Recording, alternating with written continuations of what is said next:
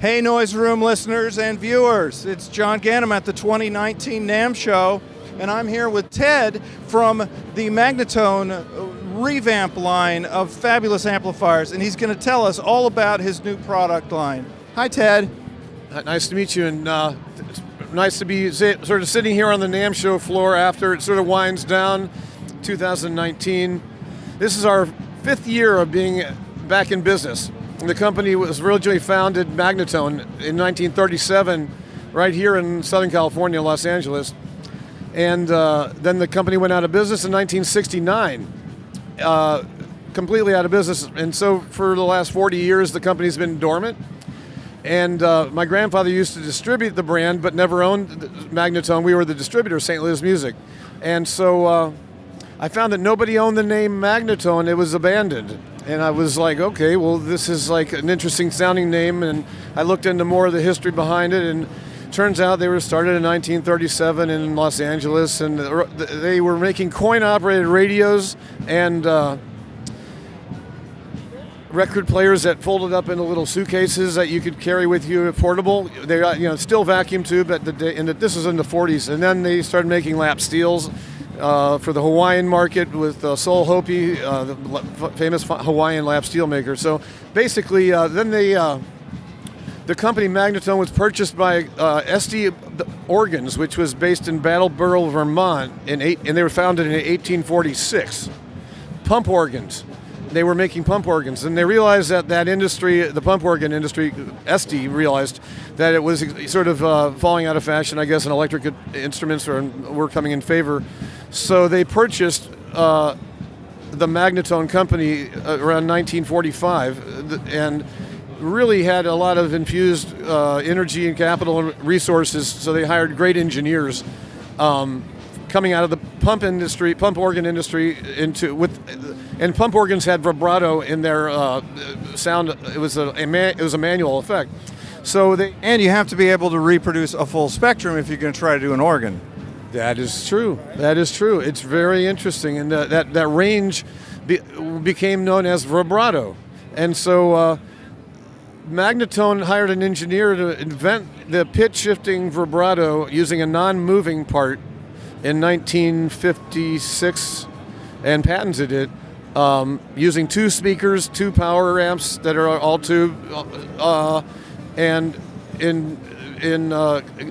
basically without having to turn a knob or without a vibrato effect can be done through pitch of voice moving, obviously speakers moving out air, but mostly it's manual. What they used to create the vibrato effect was a part used in television sets in the 50s.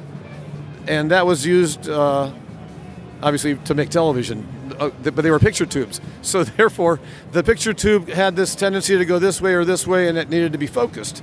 So these parts called Varistors, and they were made out of silicone and carbide, were used. And so I reproduced that part, and because that is sort of like a surge protector that allows, energy to move. In this case, pitch to change.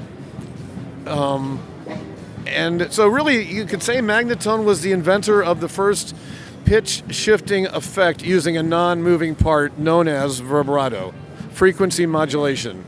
And so we brought that back and built it back into the amplifiers, and then really took note of the competition, frankly, that was in the guitar market at the time of Magnatone. That was maybe, let's just call it, the best sounds. And those were some of the the sounds of the Fender amps or their Marshall amps or even Vox amplifiers. And so I listened to a lot of really good references to get their opinion. So Larry Craig, who used to be Neil Young's guitar tech of 37 years.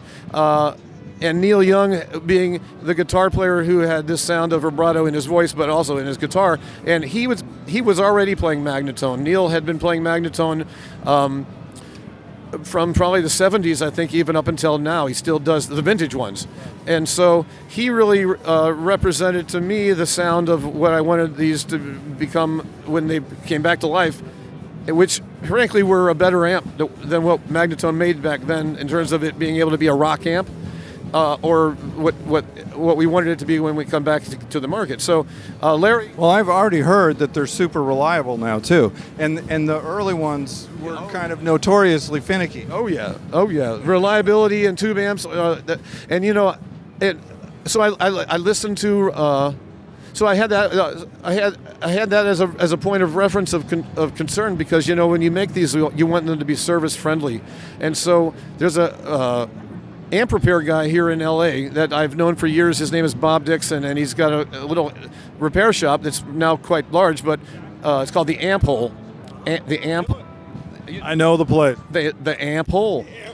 So, Bob, I basically said to him, let me pay you to come to St. Louis and tell me what's going to break on all these amps before I bring them to market, or what we need to do differently to make them more service-friendly, because I don't want to come to you and after I did the amp line. And so anyway, he came, and he basically had already done, we'd already done a great job, I think, but there was about three things that he gave us some insights on, because they need to be reliable. And now we've corrected the problem before they maybe had a problem. Well, I can tell you this, that the young guys love these combos, and this is one of the sweetest amps ever. I mean, the Magnatone is a sweet amp, and just for one, I'm incredibly psyched that you decided to do this. Well, thank you. I think it's fun making people excited about stuff that's been in an industry for so long, and we've seen stuff that's not really been the real thing, and it's been sort of a trend. So one of the nice things about originality is that they become sort of standards or benchmarks as references. And the other reference for the Magnatone amp relaunch is Billy Gibbons from ZZ Top. He is a dear friend, and I would call him the silent CEO of Magnatone. I told him, and he said he preferred to be called the chief. Instead of the CEO, he would be the chief team leader, chief team operator, or whatever, because he really is he helped design the sound of the amps that are black. They have master volume, they have effects loops on them. They're down at the other end of the booth, and they have a British sound, and that's really the other side of the company. Because we didn't want to make channel switching amps. That was a request that I had personally, which was to not make an amp that's got two sort of sounds in it, and then you just can switch between the two of them. I wanted to separate those two sounds and make two different categories of amps. And so Billy has helped develop the sound of the master collection that have master volumes and effects loops, which the Brown collection that don't have effects loops, nor do they have master volumes. So Billy and his tech, Elwood Francis, and the other person that I got to give credit to is Obed Khan, because he really has been the main engineer that synthesized all these inputs. Inputs not from as in guitar signals, but he's a great guitar player, so he frankly could put the signal into the chain. But really, Obed Khan has the task of synthesizing all of these opinions that were then Billy's opinions and his tech and his expectations of a Marshall or a British sound, and then let's say Neil and Larry Craig and his reference and his expectations for, let's say, a Fender sound, and then make it what we now know as a Magnatone sound, and then add to it the vibrato effect in stereo, and don't mess up the sound in the course of doing that. So that's what it's all about, I guess. It's just basically making 6 different models. I think we make 8 total. We make a mono with 1 speaker, and then we make a stereo model with 2 speakers. And that's a true stereo. Like if I feed in a digital delay in stereo, it comes out sounding. It's interesting. So it's true stereo on the inside, so it's a mono preamp. We do have a stereo preamp with 2 separate mono block amplifiers, but the majority of the amps here are a mono input, which then would be not the case in what you're asking. So you would be able to take a signal of a mono instrument, what's called a guitar, and it then gets broken into 2 signal paths, and 1 goes to each power amp inside. So theoretically, it's got 1 preamp, and what you're asking ideally for it, if it had 2 preamps, the double V, which is behind us over there, it's got the power tube. It's got the power tubes on the bottom of the amplifier. Yeah, it's quite the beast. That is a monster. That is the biggest beast at this NAMM show, actually. Yeah, there isn't. Let's go take a look at it if you want to. Yeah, yeah, yeah. We're not going to turn it on. Don't get scared. Don't get scared. We're not going to turn it on, but it is a. It's called the Double V, and it's really two completely separate power amps and preamps, and the two preamps being this, and then you're able to plug a signal in, and basically it becomes a signal that is stereo, and you can operate both preamp sides. So the effects loop, there's a stereo effects loop, so you can have this amp does everything. It's just too big, and it's too heavy. It is a heavy amp.